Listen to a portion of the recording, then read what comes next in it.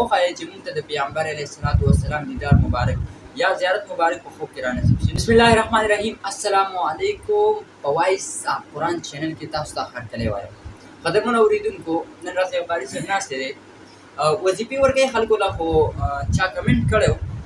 کمنټ څه داسې و چې موږ ته داسې وظیفه وښایئ چې موږ ته د پیغمبر علیه الصلاة والسلام دیدار مبارک یا زیارت مبارک په خوب کې را نصیب شي. نو قاري صاحب راته ناست دی، دوی وظیفه وکتله، په ډېر کوشش سره یې راپیدا کړه. نو غواړم چې تاسو سره شریکه کړي. راځئ دا وظیفه راسره واورئ. بسم الله الرحمن الرحیم. ډېره مننه کوم په ډېر ښکلي ټاپک باندې د سوال وکړه.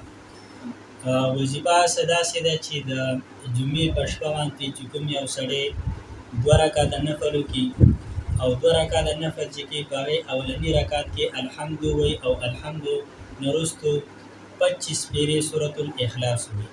بیا په دویم رکعت کې هم دغه شانتې الحمد ووایي او د الحمد نه وروستو سورة الاخلاص 25 پیرې ووایي. او بیا د هغې نه وروستو کله چې دا 2 رکعته پوره شي، د هغې نه وروستو 1000 پیرې دا درود ووایي، اللهم صل علی سیدنا محمد النبی الأمی. دا چې څوک 1000 پیرې ووایي، نو مفتی فرید رحمه الله وایي چې 3 جمعې څوک دا کوي، نو الله جل شانه به دې انسان ته نبي علیه الصلاة والسلام زیارت نصیب کړي. د دې 3 جمعو نه مخکې به انشاءالله العزیز نصیب شي، لیکن که به د دې نه مخکې نصیب نه شو، نو په دې 3 جمعو کې به لازمي انشاءالله العزیز دې زیارت نصیب کېږي. قدرمنو اورېدونکو، تاسو د قاري صاحب خبره واورېده.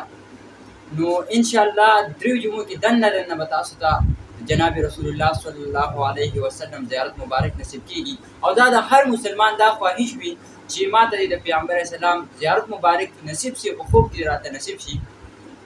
نو قدرمنو اورېدونکو، دا ویډیو د نورو ملګرو سره د ثواب په نیت شریکه کړئ. نور د موږ څه ذاتي مقصد نشته، خو نورو ملګرو ته ورسي، نو هغې هم ترې پیاده والي او هغې ته هم د پیغمبر اسلام دیدار مبارک نصیب شي. نو دا ډېره د خوشحالۍ او د بشارت خبره ده. نو قاري صاحب ته هم ډېره شکریه ادا کوم چې